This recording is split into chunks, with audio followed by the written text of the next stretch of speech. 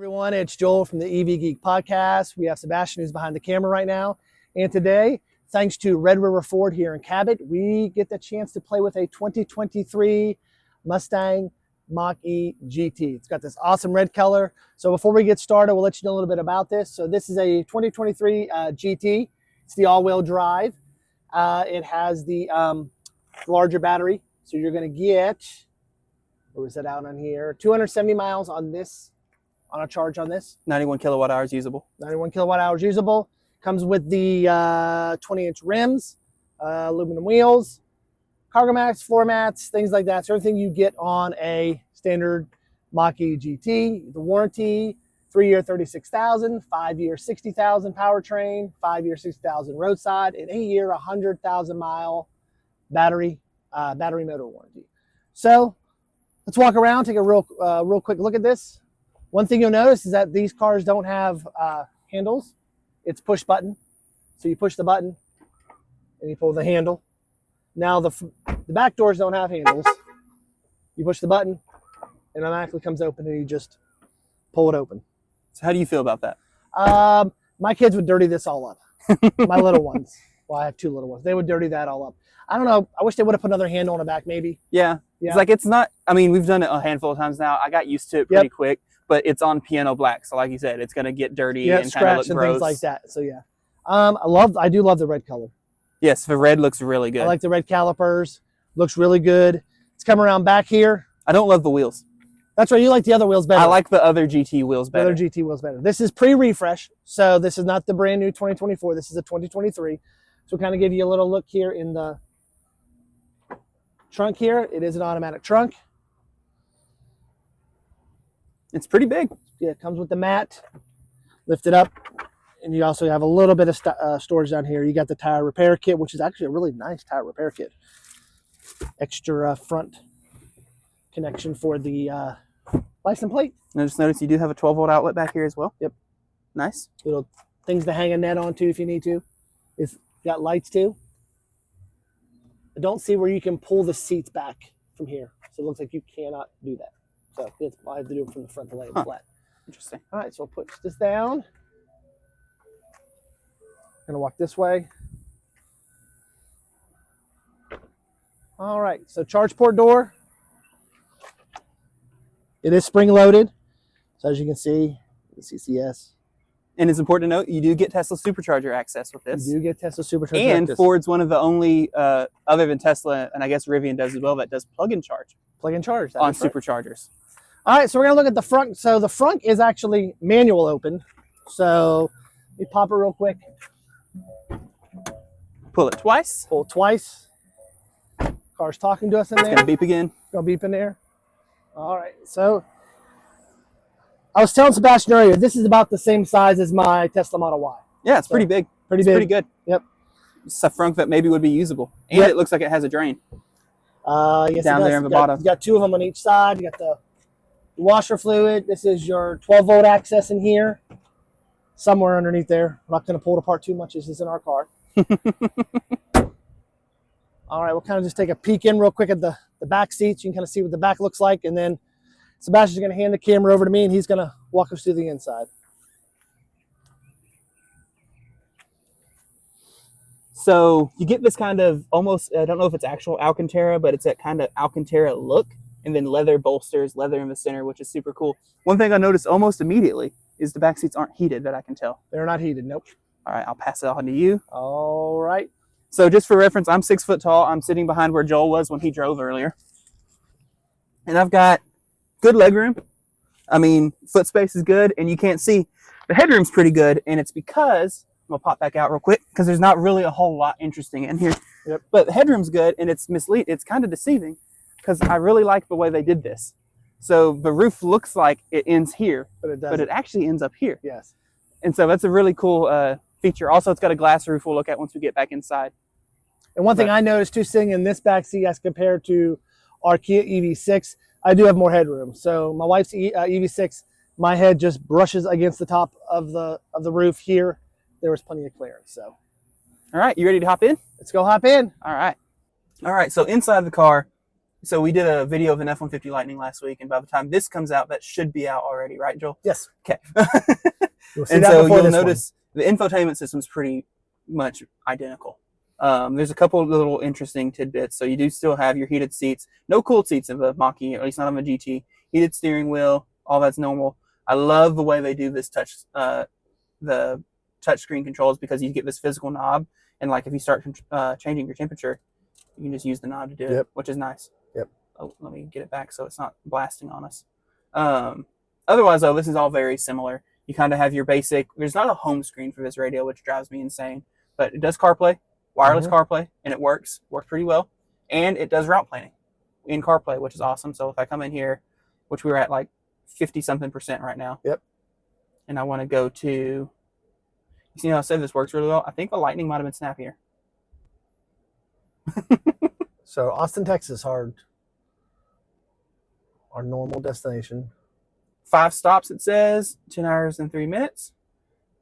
So has our first stop in like 45 minutes. Yep. Where we at 31% when we get there. Cool. But it just worked. It did it.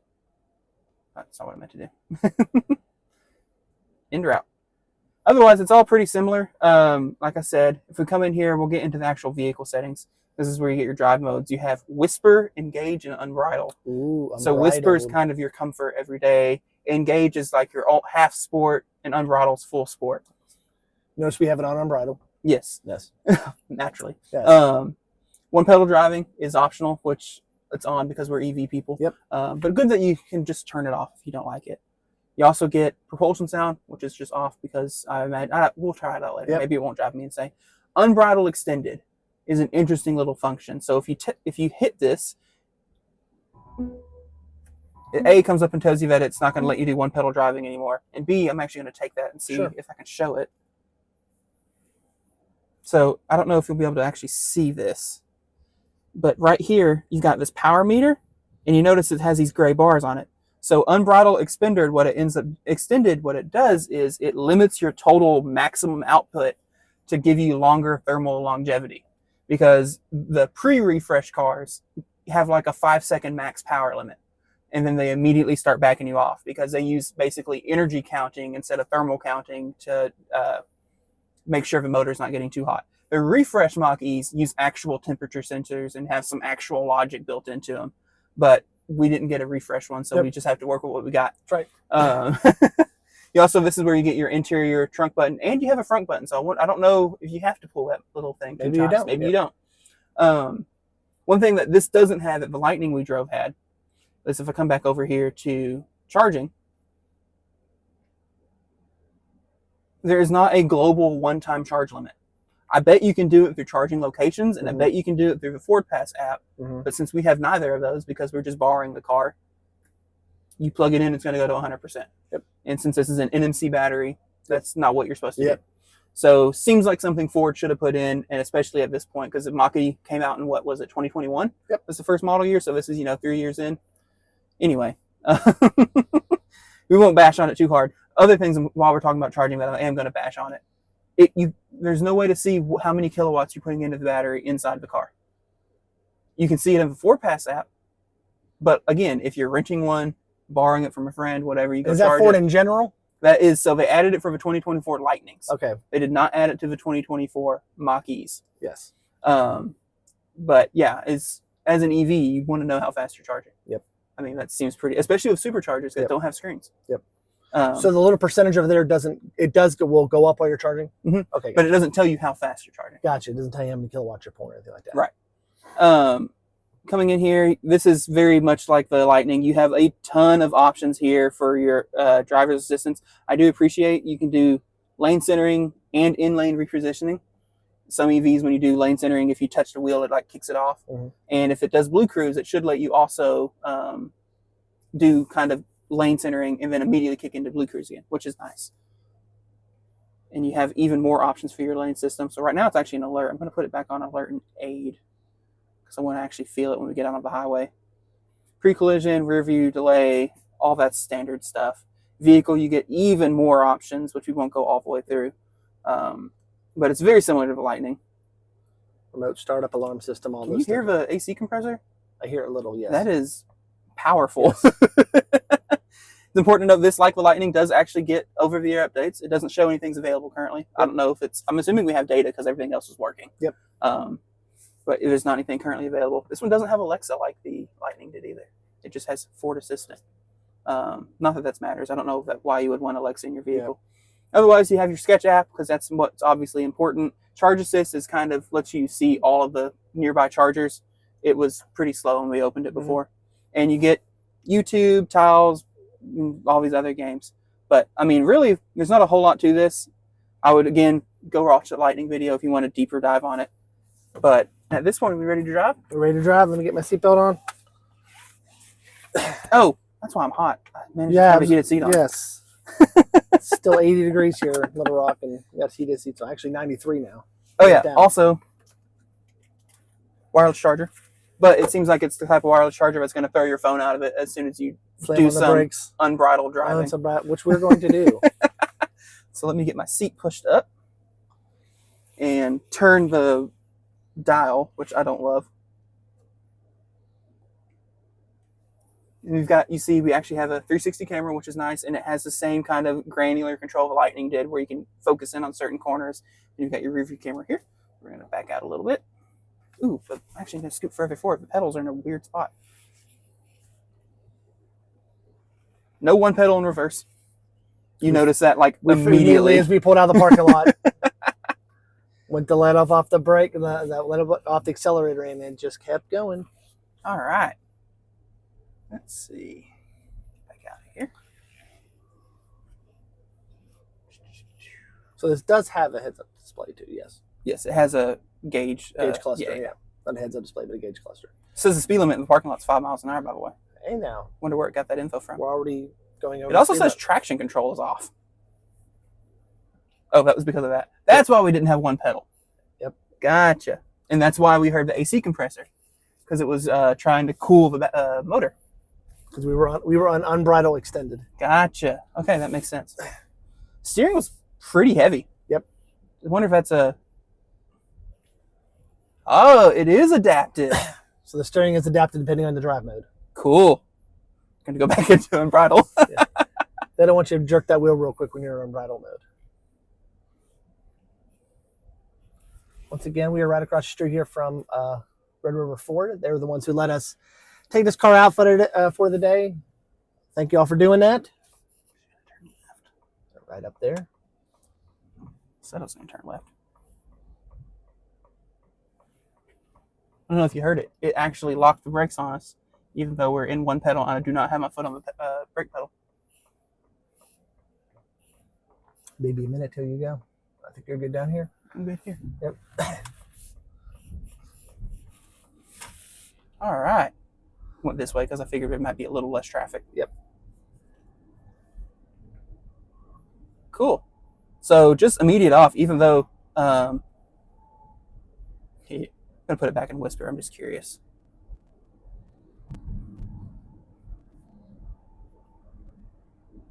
I mean, ride's pretty smooth. Yep. So some things while he's driving too, you do get a center console. It lifts up, and you do have more storage underneath there. If you need it, it's pretty deep. There's also another 12-volt outlet in there. You have your charging, along with 2 more USB and USB-Cs. Cup holders. Very standard what you'll find in all the cars. So it is currently trying to do some lane keep, but the lane just went away. Yeah, so. We're on some new pavement road up here, as you see, and the lanes are not marked really well. So, interesting. Maybe it wouldn't have gone this way if I knew this was all tore up like this. But it's okay. They said we could have it as long as we wanted. That's right. It. So just drive to Austin and back. Again, huge thanks for letting us borrow. Yes. We did try the sound system out before we started recording. We can't show it to you because it'll only sound as good as your speakers are, but it sounded pretty okay. Sounded good, yep.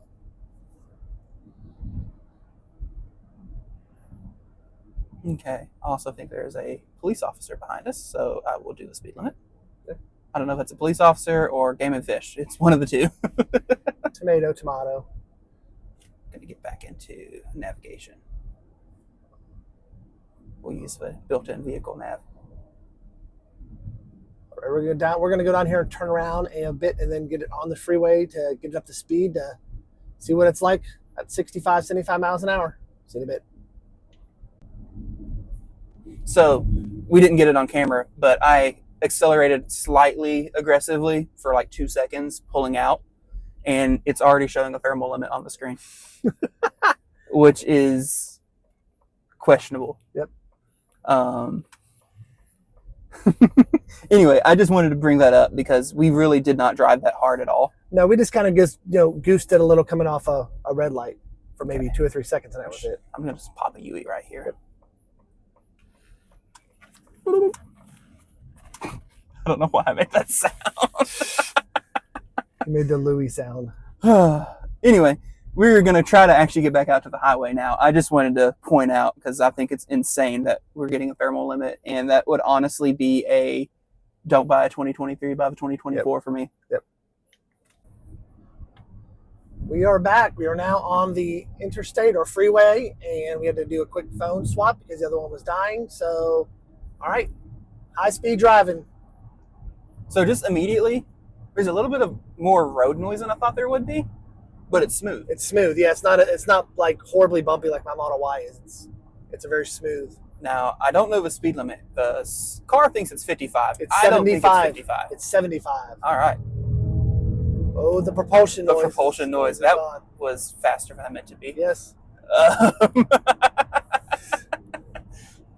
There we go. 75. It gets up there quick. Yes, it does. It gets up there real quick. So it is doing the icons for Blue Cruise, but it says hands on. So I'm wondering if this is not a mapped road. Maybe not. Or I don't know how to activate. Or it's not activated. One of the two. Yep. Lane keeping off. Nope, that was the wrong direction. I mean, I think it's just saying it has to be hands on, which is fine. I would have liked to try it out, but it is what it is. Maybe it'll open up here in a minute and say we can do it. Get back over. Oh, hold on. Before I get back over, let me get straight again. Preparing lane change. Oh, and now that Honda is trying to fly around us. You know what? Whatever. Do you not know? We're in a Mustang Mach-E GT. I thought it was going to do an auto lane change. So, yeah, so like Sebastian said, this does have the glass sunroof, no shade, which is something that we would like to see in EVs because it does get hot in the south. But nice open. You can see the roof is kind of more, goes up in the back, the roof line, so you do get the headroom back there. By the way, we've goosed it, now, twice? Yep. And the bar has gotten bigger. Our thermal limit bar is getting bigger. We're going to try to do a lane change assist up here once we get around this truck here. Okay, I'm turning the propulsion sound off. It made me giggle the first time I heard it, but now I'm tired of it. We are still in unbridled mode. He's going to try it now. Okay. Preparing lane change. Look at that. Look at that. Every car should do that. Nice. It did not automatically turn off the turn signal, though. All right. Keep hands on steering wheel. Okay.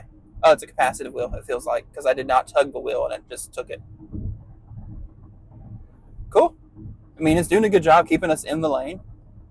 I wish it was doing hands-free. It is. That's kind of the one downside to this system versus something like an FSD is it requires, it actually might not, it is not a capacitive wheel, never mind. FSD just does it on any road. This has to be at least pre-mapped. Yep. We've not driven very far. We have dropped 10%. Yep. We had a little FSD test earlier in my Model Y. That video will be out the same week as this video, which was always fun testing out FSD. Spoiler alert, although I don't know what order these are going to come in. No, this will be after that. That actually went pretty well. It did make it pretty well. It did a pretty good job. Yes. All right, well, you want to go ahead and flip around and then you drive? Yep, we're going to get off the exit up here, and I'm going to get a chance to get behind the wheel and goose it myself. All right, now it's Joel's turn, which Joel's driven it a little bit now, but look at that smile. He already likes the power. I always like the power. Mo power. Got to have more power. Ooh, okay. Golly. Ooh, the gimbal didn't like that. All right, so got 2 bars on the thermal now. So it is another thing on the 2024s.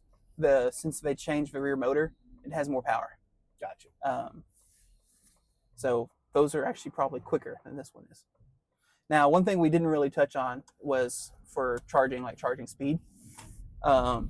So the long range battery, I think on the 2023s is 36 minutes, 10 to 80. Okay.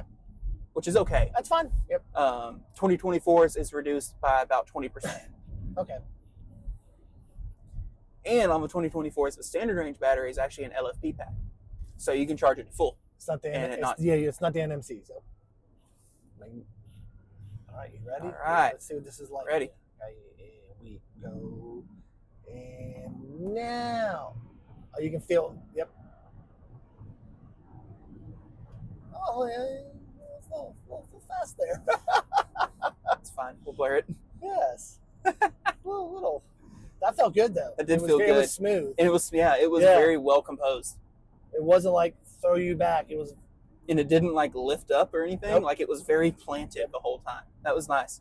That's one thing. People like to bash on it like, oh, it's not a Mustang. It drives like a Mustang. Yep. It drives like a sports car for it to be a crossover. And you are right. I mean, it's a very smooth ride. You do hear some road noise, but which some of the road noise might be because it's a GT and it's going to be on more sporty tires with bigger wheels. It's going to be more on aggressive tires. So yeah. But the driving is nice. It drives very similar to the EV6, just with more power. Yeah, which I've not driven the EV6, but yeah.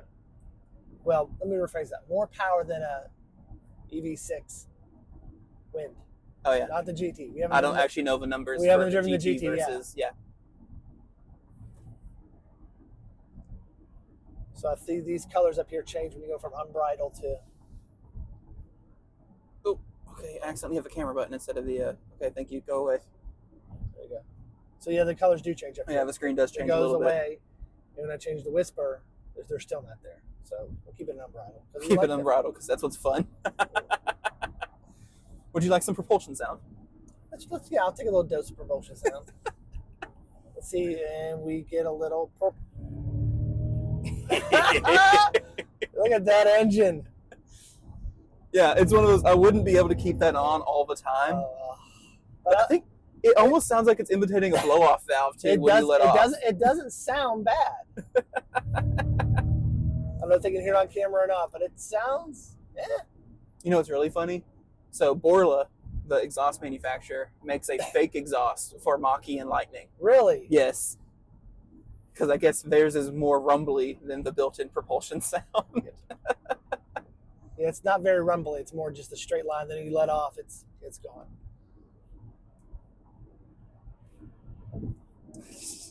I'll still throw you. You're actually not getting as much of a power limit as I was. I'm not getting much of a power limit at all over here. It must like you. It does. I've goosed it several times here. I was wondering. What if that's the battery of my phone? Oh, maybe. Yep. If anyone in the comments, if it has a battery icon, is that it telling you it's wireless charging?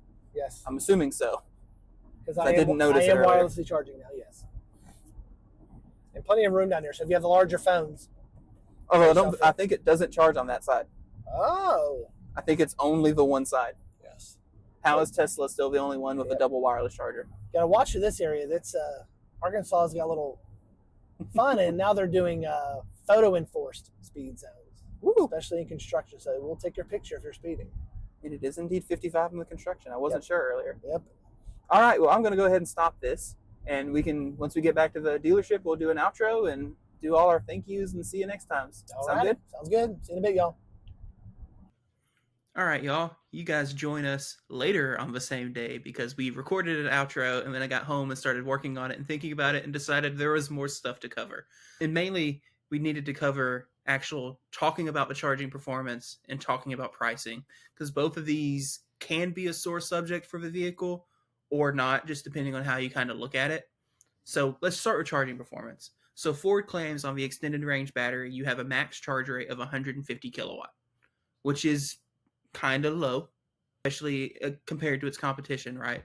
You know, EGMP cars that'll do 230 kilowatt. Model Y will allegedly do 250, although I don't think it does it very long.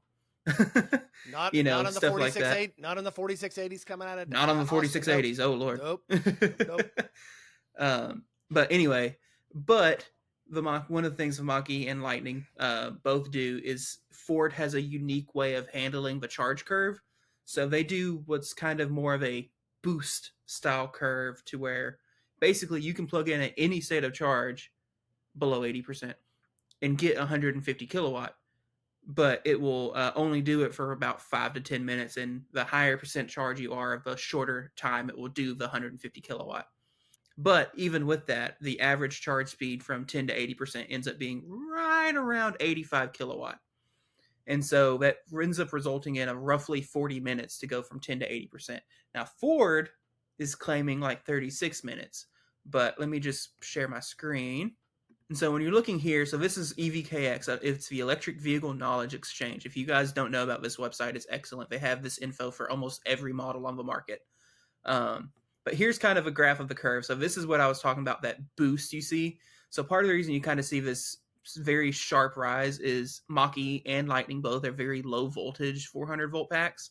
And so they have to get up to about 10% before you can actually get close to that max rate. But you see, I mean, even then it holds it very short and then it just drops. And then it's flat and then kind of stares down. And then you see after 80%, it just falls off a cliff and then sits right at this really low number for until it's done.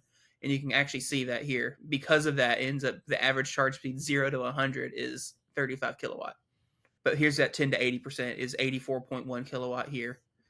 And this is where you can kind of see charge time 10 to 80%. And this test was 45 minutes and 56 seconds, which isn't amazing. Now, the 2024 should be a little better. We were driving a 2023. I believe this information is based on a before 2024. But, you know, it's kind of one of those when you start looking at, let's see, 30 minutes in, you're only at 50% if you start from dead. You've only added 46 kilowatt hour. You know, it's not great. But is it acceptable, though, when you compare it to like Model Y? Sure, it has a theoretical peak of 250 kilowatt, but Tesla claims 10 to 80% in roughly 35 minutes.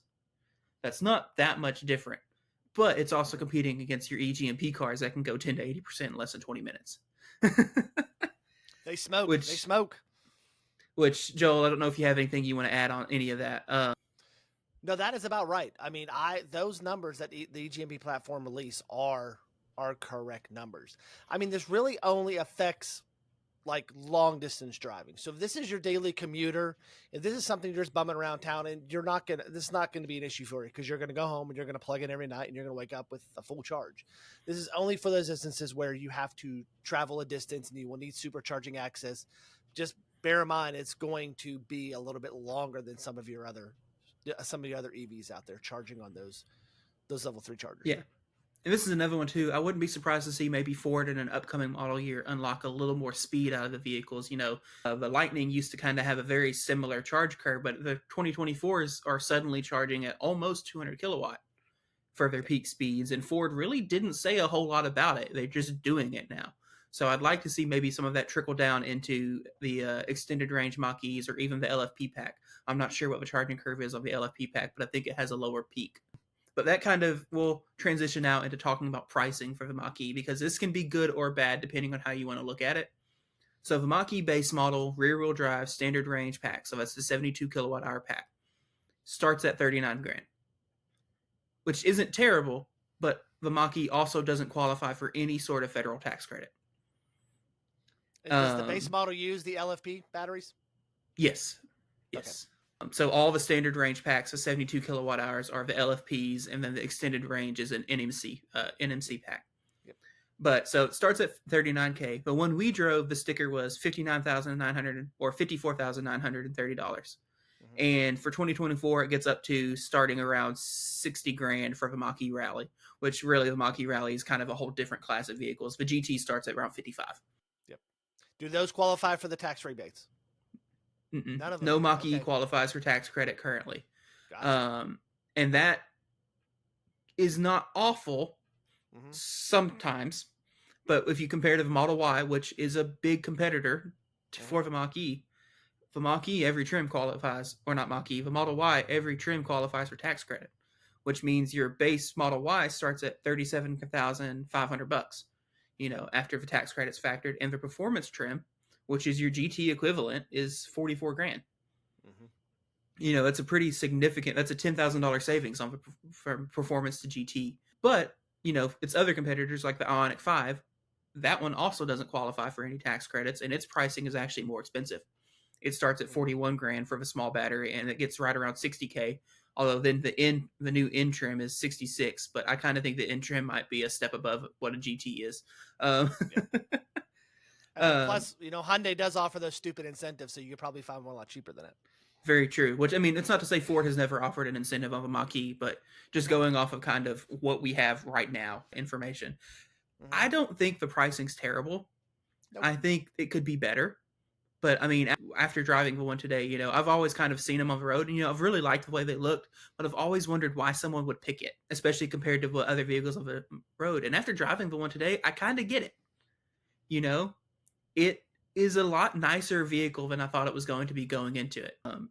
I had high expectations, but they weren't like blow you out of the water or anything. Mm. And I came away really impressed, honestly. And I could see why somebody, especially new to EVs, would get into one of these, immediately love it. And then, that's it. They're happy. They're going to buy it and they're going to be happy with it. Some people don't want a Tesla, and that's okay. Yeah. I mean, some people, you have diehard Ford fans out there who are only going to buy Fords. And if that's you, then this would be fine for you. Yeah, which I know you have a Model Y, and you even had the same kind of opinion coming out of it. Like, it was actually a really solid, well put together car. Like, it drove well. It was fun. Drove well. It looked well built inside. I didn't hear any squeaks or rattles or anything like that. I didn't hear any weird noises except for the propulsion sound that we turned on. So, I mean, it was a solid built car. I mean, and, Ford builds solid built cars. I mean, if it's, like I said, if you're transitioning into an EV for the first time and you love Fords, then this would be a perfect car for you. Yeah. And I mean, and it's also important to note too, like when we had technically had Blue Cruiser, all that, it's not $8,000 extra. Yep. Compared to adding, say, FSD for Model Y or anything like that. Model Y might start cheaper, but to get some of those same options that you would get starting out on a Mach-E, it's going to cost you extra. And that's kind of important to look at too when you start talking about pricing. But that is true. That is true. But really, that's all I had. If you had anything else, Joel, go ahead and interject now. No, that's all I have. I mean, it was, like I said, it was a great ride. I liked it. It had a lot of pick up and go to it that I was shocked about. I was shocked that it had some spunk to it. So, and I'm glad when you get in a GT car, you expect it to drive like a GT. So, totally agree. All right. So, what's your opinion on the Mustang Mach-E GT? Please let us know in the comments below, and don't forget to subscribe to our channel and hit the notification icon before you leave today. Also, a huge shout out to Red River Ford in Cabot, Arkansas for letting us borrow this EV for a few hours. Thank you all so much for joining us, and we'll see you again on the next episode. So long, everyone.